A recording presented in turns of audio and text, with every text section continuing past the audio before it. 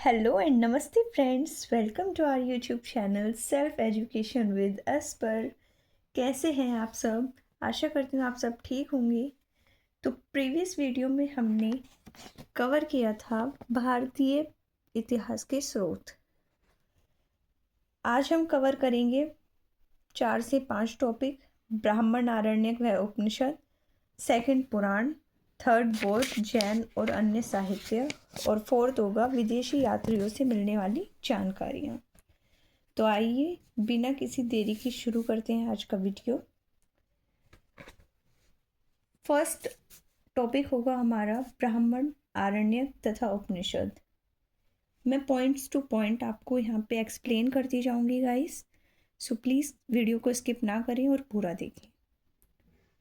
संहिता के पश्चात ब्राह्मणों, आरण्यों और उपनिषदों का स्थान है। इनसे उत्तर वैदिक कालीन समाज एवं संस्कृति के विषय में जानकारी प्राप्त होती है। ब्राह्मण पंथ वैदिक संहिता की व्याख्या करने के लिए गद्य में लिखे गए हैं। प्रत्येक संहिता के लिए अलग अलग ब्राह्मण ग्रंथ हैं। थर्ड, इन ब्राह्मण ग्रंथों से हमें परीक्षित के बाद और बिंबसार के पूर्व की घटनाओं की ज्ञान की प्राप्ति होती है। फोर्थ, ऐतरेय में राज्याभिषेक के नियम एवं कुछ प्राचीन राजाओं के नाम दिए गए हैं।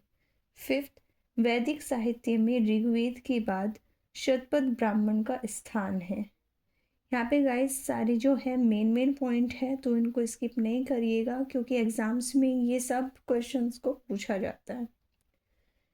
आरण्यक में यज्ञ से जुड़े कर्म कांडों की दार्शनिक और प्रतीकात्मक अभिव्यक्ति है।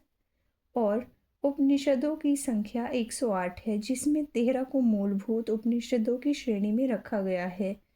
इसमें यज्ञ से जुड़े दार्शनिक विचार, शरीर, ब्राह्मण, आत्मा तथा ब्रह्मा की व्याख्या की गई है।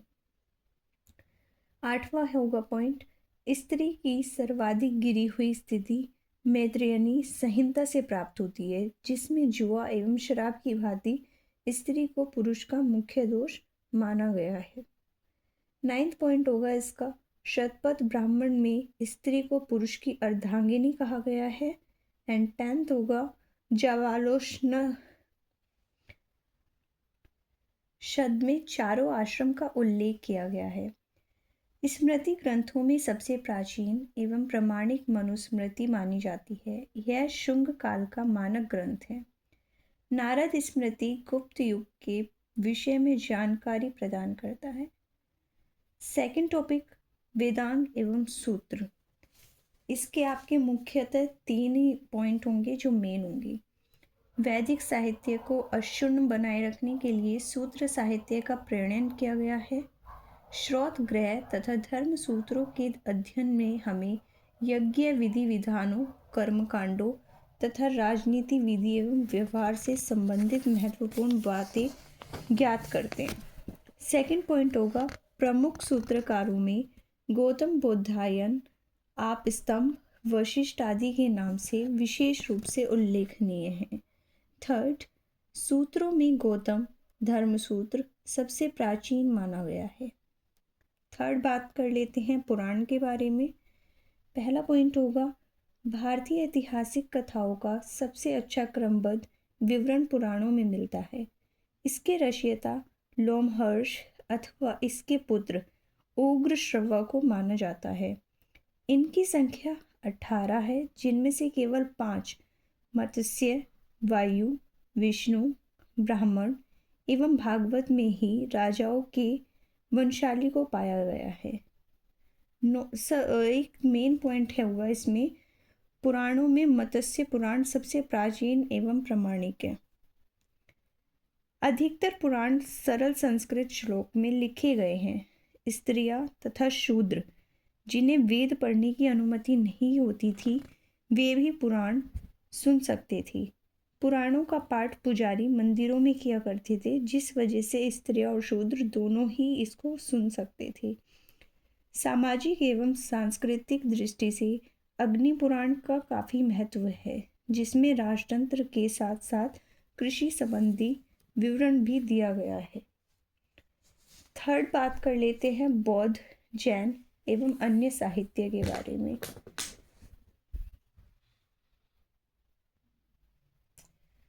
पहला पॉइंट होगा इसका, जातक में बुद्ध की पूर्व जन्म की कहानी वर्णित है। हीनयान का प्रमुख ग्रंथ कथा वस्तु है, जिसमें महात्मा बुद्ध का जीवन चरित्र अनेक कथानकों के साथ वर्णित है। सेकंड पॉइंट होगा इसका, जैन साहित्य को आगम कहा गया है। जैन धर्म का प्रारंभिक इतिहास कल्पसूत्र से ज्ञात होता है। जैन ग्रंथ भगवती सूत्र में महावीर के जीवन कृत्यों तथा अन्य समकालिकों के साथ उनके संबंधों का विवरण मिलता है। थर्ड पॉइंट होगा, अर्थशास्त्र के लेखक चाणक्य, कौटिल्य या विष्णुगुप्त है। यह 15 अधिकरणों एवं 180 प्रकरणों में विभाजित है। इससे मौर्यकालीन इतिहास की जानकारी प्राप्त होती है। फ्रेंड्स, इस पॉइंट में बौद्ध, जैन एवं अन्य यानी काफ़ी साहित्यों का जो है मिक्सअप है, तो प्लीज़ इसको ध्यान से सुनिएगा। फोर्थ पॉइंट होगा, संस्कृत साहित्य में ऐतिहासिक घटनाओं को क्रमबद्ध लिखने का सर्वप्रथम प्रयास कल्हण के द्वारा किया गया है। कल्हण द्वारा रचित पुस्तक राजतरंगिणी यानी राजाओं की नदी, इस ग्रंथ में 8 सर्ग हैं, जिन्हें तरंगों की संज्ञा दी गई है। इसमें प्रारंभ से लेकर 12वीं सदी तक कश्मीर के शासक का वर्णन है। फिफ्थ पॉइंट होगा, अरबों की सिंध विजय का वृतांत चचनामा में सुरक्षित है। सिक्स्थ पॉइंट, अष्टाध्यायी यानी संस्कृत भाषा व्याकरण की प्रथम पुस्तक के लेखक पाणिनि हैं। फ्रेंड्स, एक मेन पॉइंट और यहाँ पे लिखा हुआ है, अष्टाध्यायी में पहली बार लिपि शब्द का प्रयोग हुआ था। तो आप ध्यान दीजिएगा कि लिपि शब्द का प्रयोग सबसे पहले कहाँ हुआ था, अष्टाध्यायी में। ओके, सेवंथ पॉइंट होगा, कात्यायन की गार्गी संहिता एक ज्योतिष ग्रंथ है, फिर भी इसमें भारत पर होने वाले यवन आक्रमण का उल्लेख मिलता है। 8 पॉइंट होगा, पतंजलि पुष्यमित्र शुंग के प्रभावित थे, जिनके महाभाष्य के शुंगों को इतिहास का पता चलता है।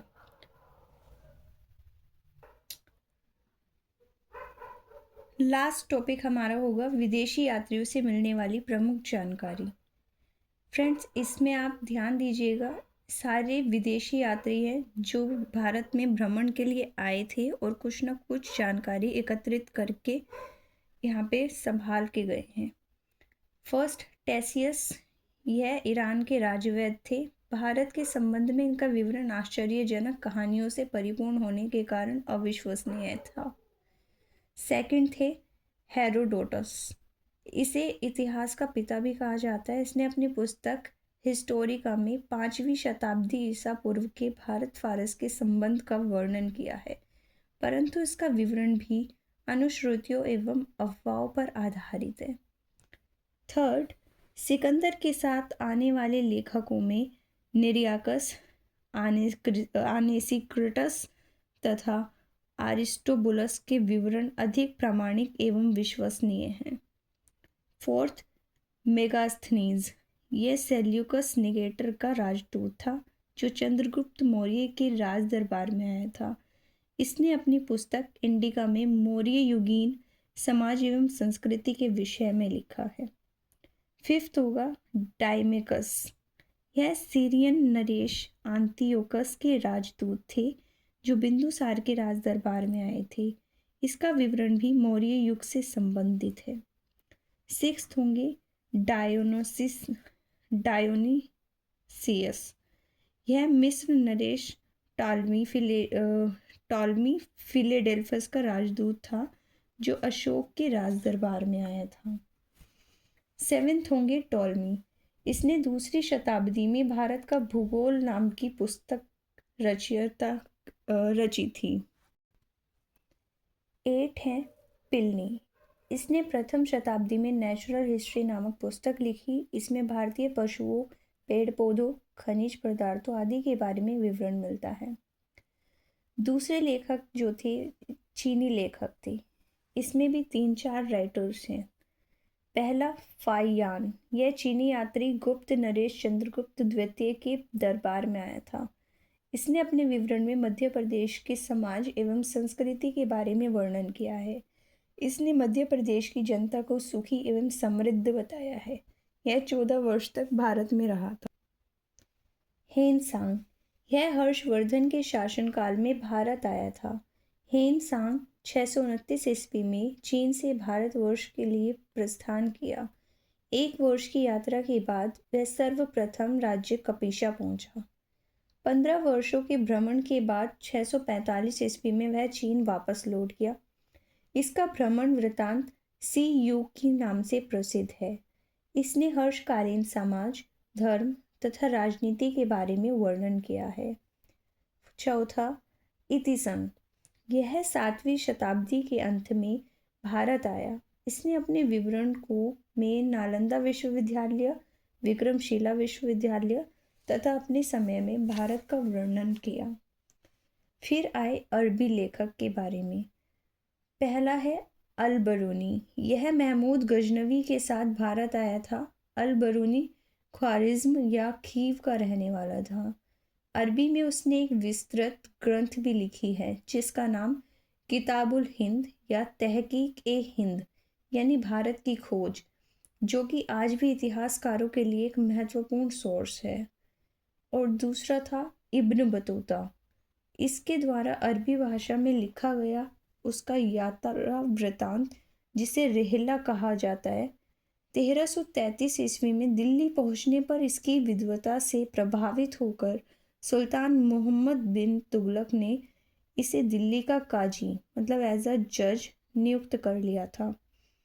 अन्य भी लेखक थे जैसे तारानाथ, यह तिब्बती लेखक थे। इन्होंने कन्यूर और तंग्यूर नामक ग्रंथ की रचना की। और लास्ट मार्को पोलो थे। यह 13वीं शताब्दी के अंत में पांड्य देश की यात्रा पर आया था। होप सो गाइज ये वीडियो आपके लिए हेल्पफुल रहेगा। मिलते हैं नेक्स्ट वीडियो में। चैनल को सब्सक्राइब करना ना भूलें। लाइक, शेयर एंड कमेंट ज़्यादा से ज़्यादा कीजिए। मिलते हैं कुछ इम्पोर्टेंट टॉपिक्स में नेक्स्ट वीडियो में। Thank you.